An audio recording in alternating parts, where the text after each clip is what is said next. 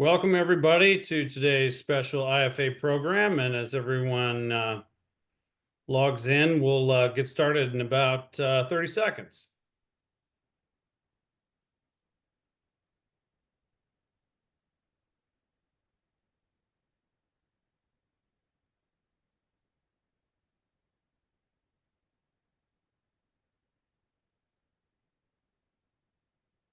All right. Well, welcome, IFA friends. Thank you for joining us today. My name is Mike Lehman from IFA Government Relations. We are very happy to bring you today's special IFA webinar on the 2024 IFA Fran Data third annual franchisee survey. This has become a cornerstone of IFA research, this annual franchisee survey. This year, the survey was completed by over 1,400 franchisees, including perhaps many of you on the program. So thank you for responding, those of you who did. And the survey provided a great glimpse into the views of all franchisees across a number of business sectors on the economic and policy issues of the day. We'll talk about on this program the state of prices of goods and services, talk about taxes, labor, and how franchisors are helping their owners through it all in the symbiotic relationship of franchising. So we really think you're going to benefit from hearing the aggregated results and the expert analysis provided today. So before we introduce our two good friends and speakers today, a couple of announcements. First, today's webinar is being recorded, so you can share it with your colleagues. The recording and slide deck will be available on IFA's community site later today at community.franchise.org. That's community.franchise.org. And second, we welcome your questions during the program at any time. You can enter your questions in the Q&A box at the bottom of the screen, and we will process as many of them as we can to our experts for the most part at the end of the program. And then third, our friend Chris Mangum, who is president of Gallagher Franchise Solutions, is here. Gallagher Franchise Solutions focuses on providing tailored insurance solutions to help franchisees succeed, like many of you and many of the respondents of today's survey. So I wanted to yield first to Chris to tell you a little bit about what Gallagher Franchise Solutions does. So welcome, Chris. Well, thank you. Very excited to participate again this year in this year's survey. We feel that the data collected within this survey provides a great deal of insight and information to help make informed business decisions. And we're really happy to be a part of that survey again this year. Gallagher Franchise Solutions, as you noted, we're a part of Gallagher, which is a large risk management firm, a global risk management firm that specializes in risk for franchise business. So we support both franchisors and franchisees and the dynamics and exposures associated with this business model. So we're again excited to be a part of this year's survey and look forward to reviewing the results. So, thanks, Chris. Appreciate our partnership with you. All right, and a pleasure to have you today. Now it is also my pleasure to introduce our friend Daryl Johnson, CEO of Fran Data for more than 15 years now. Fran Data continues to provide franchise-focused research and consulting services to the franchise community, specializing in lead generation, target marketing, performance analysis, and many other benefits. Of course, Fran Data was our partner with IFA again this year on the third annual franchisee survey, which is really gaining more attention each year. It's producing a richer data set as we're able to benchmark year over year. So Daryl, thanks in advance for sharing your perspective on what these results show, and we'll turn the floor over to you. Thank you, Mike. Just to provide one technical correction, being a numbers guy, I can't let the 15 years go. It's going to be 25 years next year, so time really does fly. that I've been involved with Fran Data, and we've been part of the work that IFA does in so many different areas. The franchisee survey, we've done it for 3 years now, and I will say that there are becoming some really interesting nuggets of information that hopefully for those listening today and those that later tune in to a copy of this program will benefit from as you plan for next year. There's a lot of integrated insights, and some of it is in an absolute sense helpful, and some of it is in a contextual sense. How did it change from last year? What are franchisees doing differently? How are they thinking about things differently this year than they were last year? And what things are they confronting? And what are franchisors and franchisees through the eyes of franchisees doing about it? That's what we've got here. As Mike said, there's over 1,400 franchisees responses that we had this year. It's a good cross-section on multiple levels. It's a cross-section geographically. It's a cross-section across brands and sectors. And it's a pretty balanced cross-section across the type of franchisee, from single unit to small multi-unit to large multi-unit. So it really is a voice of, on balance, what all franchisees are thinking and saying collectively. One thing I would point out at the beginning before we go on, what you're going to see today are just a handful of the slides, and we're going to talk about a couple of key things that help you kind of tie together some of the information that's here.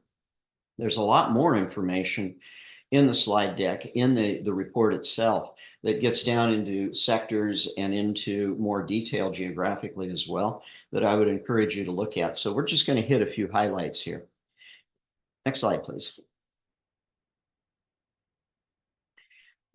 To get started, yes, we know what some of the major issues are likely to have come out of this survey, and it's no surprise that we're still dealing with labor issues, with employee retention and so forth. But one of the things that represents the important value in a survey that we have done from 1 year to the next year to the next year is what's changing. How is this becoming more or less relevant to franchisees? If the problem is getting worse, it's obviously going to have a higher impact and be measurable at that higher impact. But here what we're seeing, it's changing in emphasis. Labor, finding labor has dropped significantly. The rising concern across industries is a slowdown in demand. And while that hasn't substantially revealed itself in the majority of franchise comments to us, it's clear that it's becoming an increasing issue. And we're going to speak to that in a few slides later, but I highlight that now because the absolute change here is not as significant in some cases as the relative change. And so what we're seeing is the shifting of franchisee concerns is moving less in the labor and even in the inflation side, and more on other parts of their business. To be sure, labor is still a big issue. 2/3 cited labor-related challenges, and some of these challenges are shifting from what they had observed in the past couple of years. Wages, not enough qualified applicants. Those were higher percentages last year, and that's starting to ease up. Other concerns are some of the fixed costs associated with running a franchise business associated with labor. So we're seeing a shifting here. And it's important to recognize how that dynamic is changing, because it has implications both from a franchisor standpoint and what they emphasize in operations and what franchisees need to continue to refine and improve upon. The other big issue that we have been confronting for the last few years is inflation. It too is starting to shift. And what's important here is not so much the inflation being a problem across the board, but the components of inflation within the franchise business that they're running is where we are starting to see more significant changes. As you can see, it's hitting some industries, some business sectors much harder than others. And that shift, along with the slight increase in the substantial impact says, yeah, inflation's an issue and it's going to be a bigger issue. But the question is, what part of the business is it really affecting the most? So if you'd go to the next slide, please.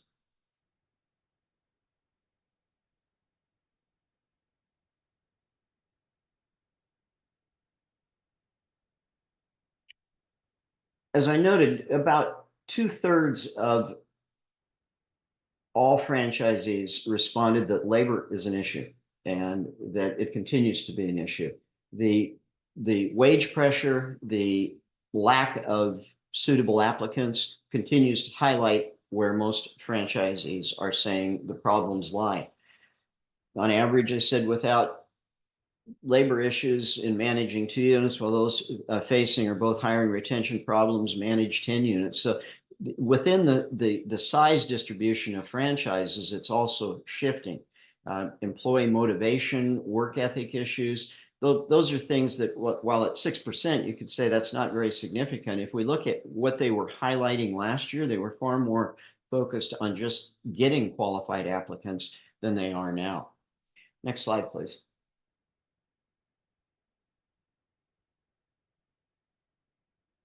The impact of inflation, as I started to mention a couple of minutes ago, still 87% overall said inflation is a real problem. The top industries you can see that indicated it, they're primarily in the retail and retail food spaces.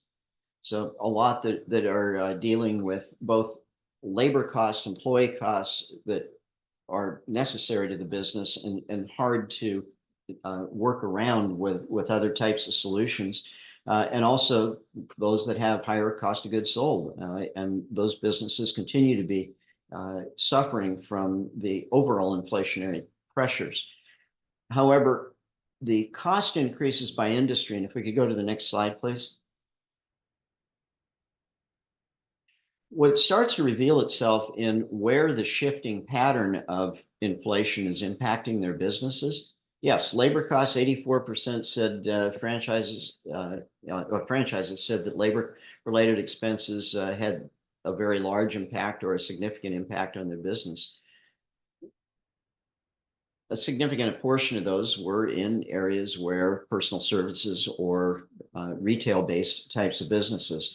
None of this is a surprise. The question that comes up, though, when we look at this is not how big a concern is it, but which way is it trending? And what we were seeing both in the cost of goods sold side of it, on the supplier flow side, and on the labor side, is that it's starting to ease, that pressure is easing. However, before we get carried away with that sounding like almost like heading towards good news, what they're starting to emphasize more are the fixed cost sides of their business. Areas like, and with greater inflationary pressure and things that they have less latitude as a business to control, things like insurance costs. And Chris, you might comment on that a bit. Yeah, no, absolutely. So, as prices increase, values of insurable assets increase as well, which drives premiums to increase. There's other impacts on business premiums as well that are somewhat beyond our control, in that you see claims verdicts, claims values going up as a result of inflationary pressures. One of the biggest takeaways from the survey that I had was around the sectors of uh, folks that are in the contracting business or those folks that have significant auto exposure. Those rates continue to increase based on values of claims that are being paid as a result of auto accidents and things of that nature, and the values of vehicles going up. So it's extremely important to have conversations with your insurance agents or your brokers to look at ways to make your particular insurable risk more favorable for insurance companies to insure you.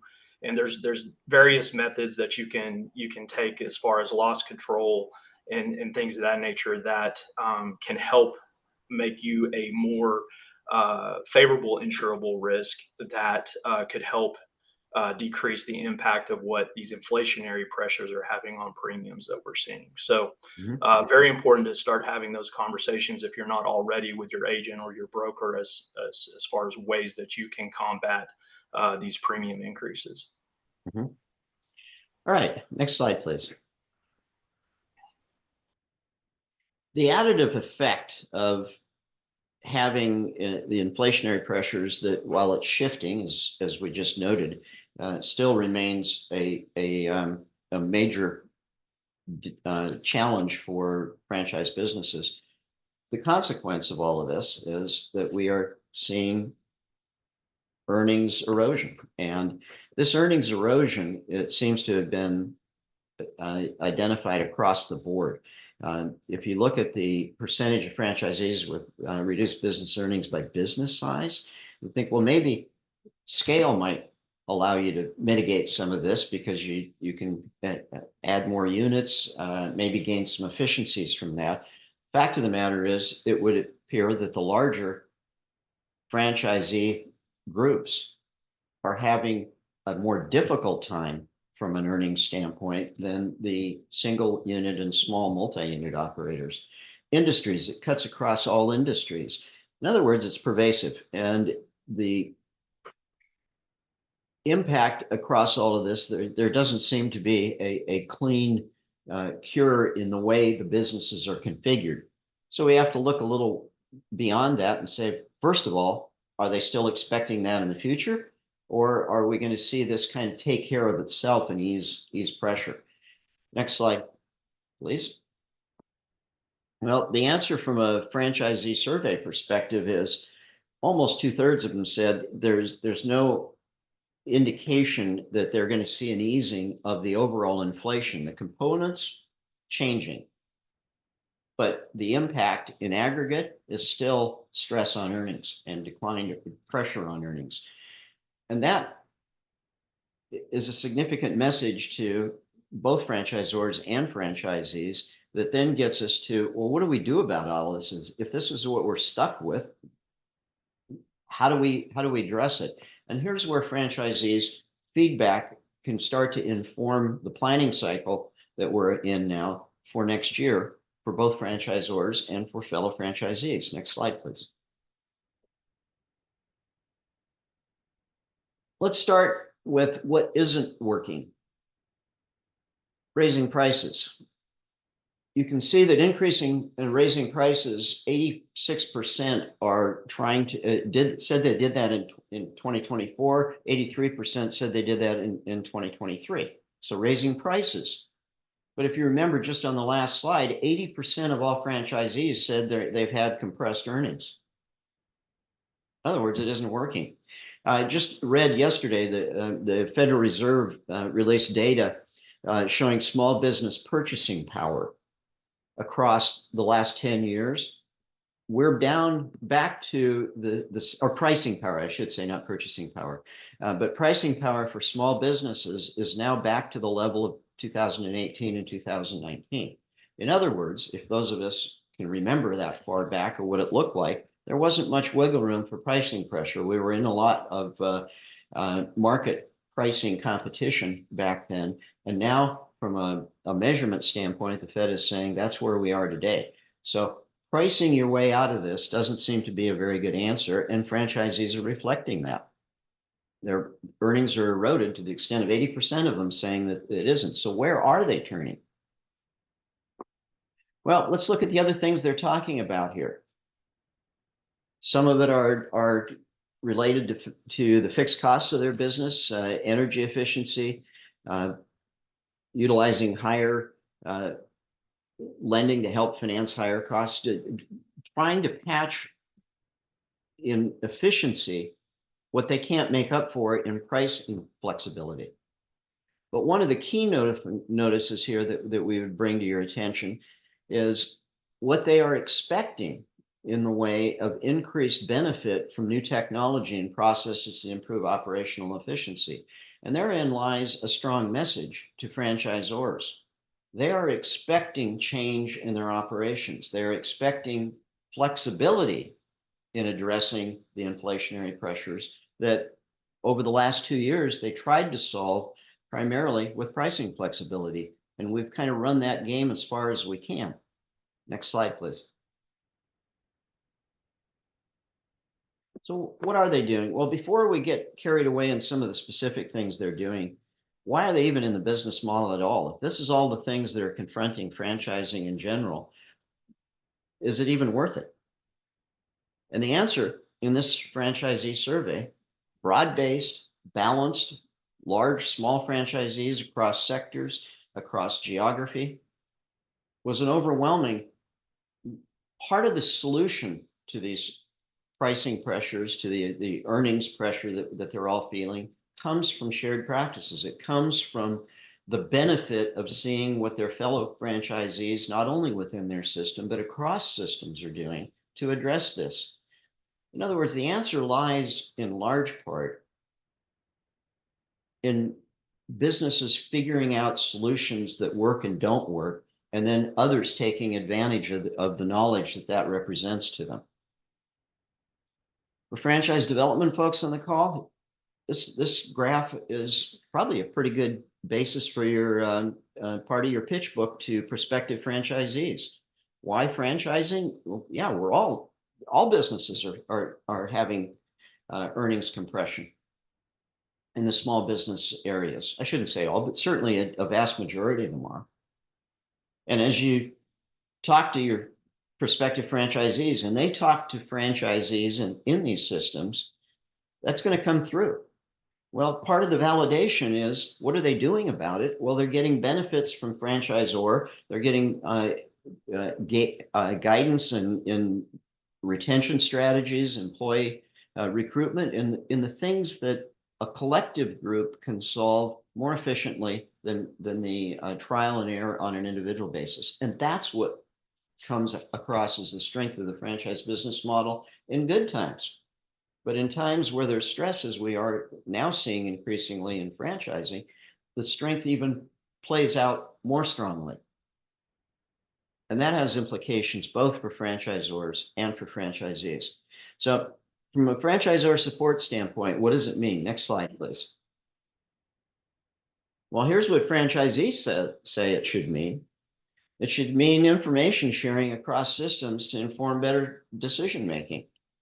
And if you franchisors are not investing more in your operational communications side of your business, if you're in your best practice side and in a latitude of allowing some franchisees to try and figure out better solutions to it, then you're not fully serving what the franchise community is saying.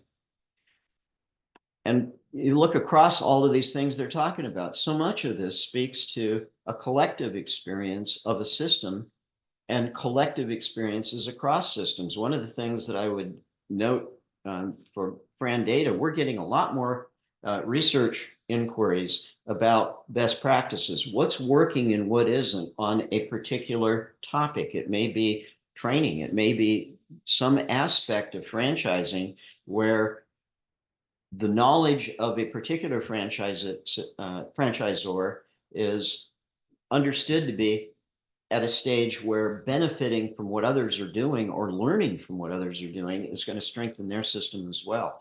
And that came through strongly in this survey. And in fact, it has been reinforced over the last couple of years. As you can see, the strength of some of these responses is pretty consistent from one year to the next. Franchisees expect that.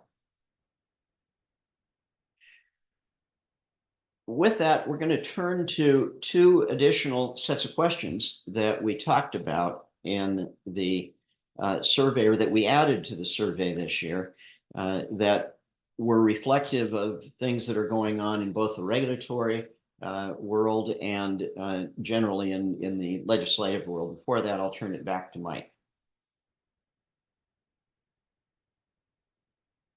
Mike, you're muted.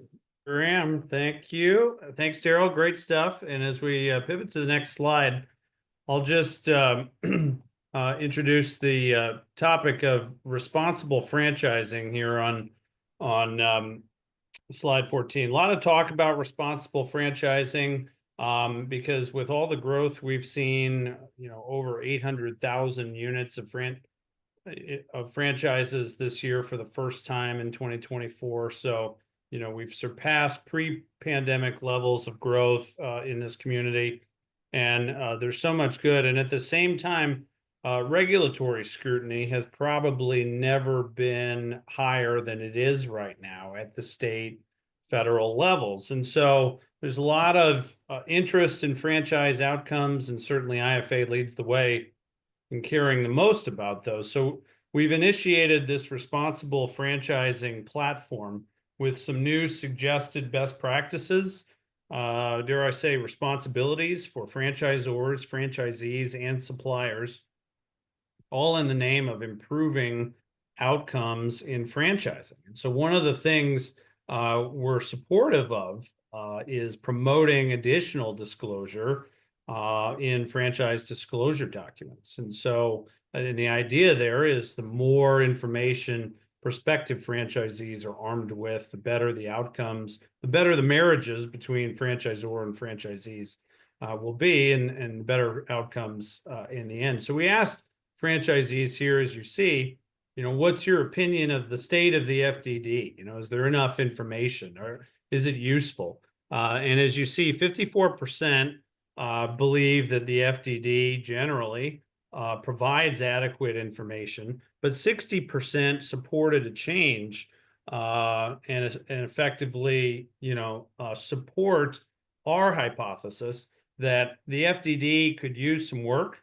It could use to be more accessible, more readable, simplified, perhaps given an executive summary to hit the high notes and highlights of what's important for laymen, if you will, who are zooming past a number of franchise investment possibilities and thinking of pouring in their life savings to a new business. So we thought these perspectives from franchisees on the FDD were really important and are going to be a statistic that we continue to use as we educate policymakers and in the name of protecting this business model on responsible franchising aspects.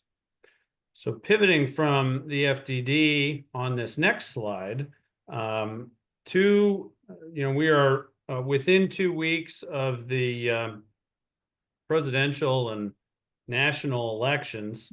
And no matter what happens on November 5th, the Tax Cuts and Jobs Act of 2017, many provisions of it expire at the end of 2025. And there's a lot in this bill and this law, and it's going to be front and center for Congress, regardless of who is in control of Washington. And of course, the Tax Cuts and Jobs Act includes a number of things. It increases the standard deduction. It lowered marginal individual income tax rates.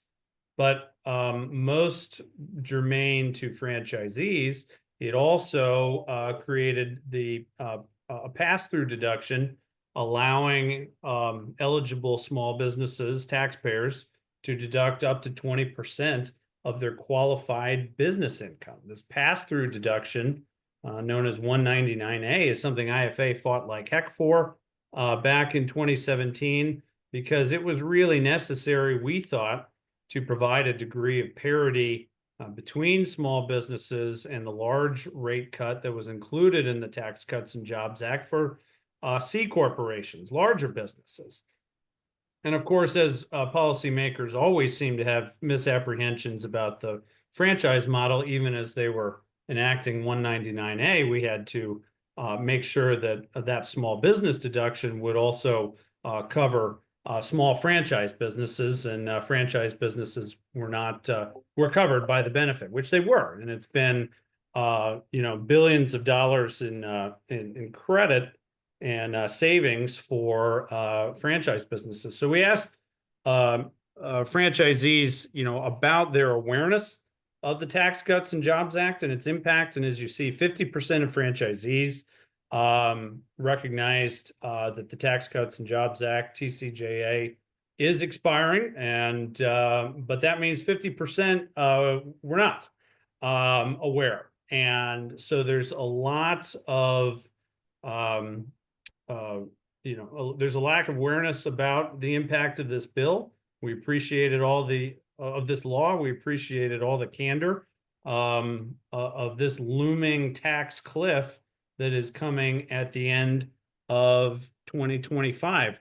But you can see that those who understood the 199A pass-through deduction, 37% recognize this is very important, and another 14% certainly acknowledge that this is somewhat important. So another provision of the tax policy already somewhat expired is bonus depreciation. You see in the lower right, which allowed businesses through the end of 2022 to write off 100% of the cost of capital investments in qualified property. So various types of equipment and machinery for your businesses. This provision certainly encouraged all sorts of investments by small businesses in the economy. But after beginning January 1st, 2023, this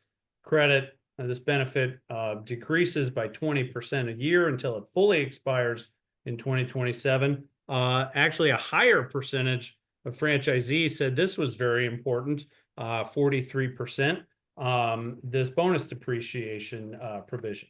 And then on the next slide, two more tax provisions. You see interest deductibility and the work opportunity tax credit. These are a couple of provisions also that need modernization and will be a part of the tax debate next year. And you can see the awareness of both of these. 20% of franchisees overall reported uncertainty surrounding the expiration of TCJA in general has affected their business planning. So we just had an IFA advocacy summit here in Washington last month where taxes were front and center, allowing our members to urge Congress to make all of these issues a priority next year before some of them really, namely the pass-through deduction, really rolls out of effect at the end of next year. And these will be top issues for us at IFA, regardless, again, of the presidential election. So as we close here with our substance on the next slide, we can put our names, ranks, and serial numbers back on the screen for your reference. Also, our email addresses if there are any follow-up questions. And there we do have a couple questions in the Q&A box. One is a bit speculative, and I'll just ask Daryl and maybe Chris as well. With all of the concern about inflation, where do we see the cost of capital headed for franchisees and small businesses ahead? And any thoughts about having looked backwards, any thoughts on what the future likely holds? The cost of capital is a direct reflection of what the Federal Reserve is going to do. So if you predict what the Federal Reserve is planning on doing over the next 12 to 24 months, you should have a pretty good idea of what the cost of capital is going to do. Typically, in periods where the Fed starts easing, the movement of banks to a lower rate is much slower. So there is typically a little bit of a delayed reaction for them to come down. But I think where we are today with the largely competitive commercial banking community, especially with private credit having come in, with that amount of capital floating around, it's more likely to ease more in lockstep with what the Fed does. We know the Fed has started the easing cycle, and they're likely to do a little bit more of that, although fairly slowly. So I think the expectation that you should have for the cost of capital for the next year or two is lower, but not dramatically lower. And I think we're past the period of unprecedented low rates that we experienced over the last 4 or 5 years. And we'll see it come down, but it isn't going to be, I don't think it's going to be much of a big drop. Very helpful, Daryl. Thank you. Question here says, it says, do we have an estimate for franchise startup growth in 2025? Any thoughts on where the economic forecast is headed for franchising? IFA, I'll note, working with FranData, we release our economic forecast in the new year each year. So we'll look forward to doing that ahead of the IFA convention. Any other commentary you want to offer there, Daryl? I'll make 2 observations. I assume that the references to the franchisee side of it to expansion of units. But before I comment on that, let me mention on the franchisor side, we are seeing new brands come into the market across sectors, not specific to any one sector, but across a number of different sectors at almost unprecedented rates. It's to the tune of 300 or more a year that we're seeing new brands try and enter into the franchise space. So some of that is driven, as I had alluded to earlier, driven by the change that's being forced upon franchising from inflation, from labor costs, bringing efficiencies in, introducing different types of technology. Well, in some cases, it's easier for a multi-brand owner to say, let's introduce a new brand with all of the new technology and capabilities than to try and transition an existing brand, especially a legacy brand, over time. So we're seeing a lot of change on the franchisor side, primarily on the new brand side of it. And not a lot of that is, a substantial amount of it is coming from existing experienced franchisors that are looking at cutting up their business model slightly differently. On the franchisee side, as Mike said, I would refer you to the economic forecast that is on the IFA website as well for the trend. But here it's clearly going to rise. But I think I'm going to get on my soapbox for just a moment from our decades of observing how franchising has evolved. I don't think next year the issue is, can we add a lot more units across franchising? The efficiency with which franchise development, FSOs, just the whole lead generation and processing side of it is very robust. The real question as you plan for next year at the franchisor level is, how fast a growth is too fast for you? In other words, I think we're in a period now where it might be easier to add franchised units than it is practical or economically justified to do so. If you're seeing the kind of earnings erosion that we just talked about, franchisees across the board are highlighting, then operational efficiency should be a greater area of emphasis than unit growth.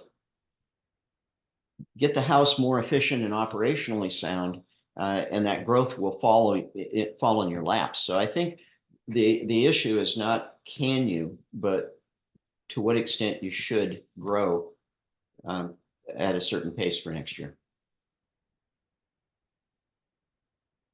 Great, Daryl, very helpful. And it looks like, well, maybe a couple more questions. These both seem to be responsible franchising related. One is what specific changes do they want to see in the FTD? I assume that's referring to what the I'll answer that with what the IFA has suggested. We're recommending as part of a platform that ultimately we are recommending to regulators to endorse is that we think ultimately franchisors would benefit, as would prospective franchisees, if FDD information was shifted to being presented in a more conversational Q&A style of disclosure. I think I mentioned an executive summary at the beginning to facilitate, easier comparison on some of the apples to apples most important items like item 19, item 7, item 20, 21, that all could be captured in an executive summary at the outset, and a lot more use of web links and technology to generally make the FDD more accessible, easier to read, and generally more modern. So if that answers that question, then the final question I have here is, it says, you mentioned there are now over 800,000 franchises open. Per Daryl's comments about all the new franchises starting, is there any way to maintain responsible franchising? That is a 50-cent question for sure. And that is what we are all about at the IFA, and certainly Frandata as well. I think our friends at Franchise Business Review, I'll cite now because their surveys of franchisee satisfaction, year over year, year after year, reflect that roughly 90% of franchisees are very content in their brand, and they're grateful for this business model and generally appreciate the value proposition of being in franchising. And despite the growth of our community, that's incredible. You can't get 90% of people to agree the sky is blue these days, and to have that level of franchisee satisfaction across so many different business lines remains really pretty remarkable. And we hope that, as it advances through some policy-making circles, that our responsible franchising platform will help only increase that number and improve the outcomes in franchising. So with that, I think we're at time, and we hope everyone benefited from this program. I really want to thank Chris Mangum and Daryl Johnson again for their support of this program and for their expert analysis. Thank you to everyone for tuning in, and special thank you to everyone who participated in the franchisee survey this year. It's in its third year, of course, and increasingly part of the bloodstream of the IFA community. So I'll look forward to everyone participating again next year. Hope again you benefited from this program, and we hope everyone has a great rest of your week, and we will see you again on another IFA webinar soon.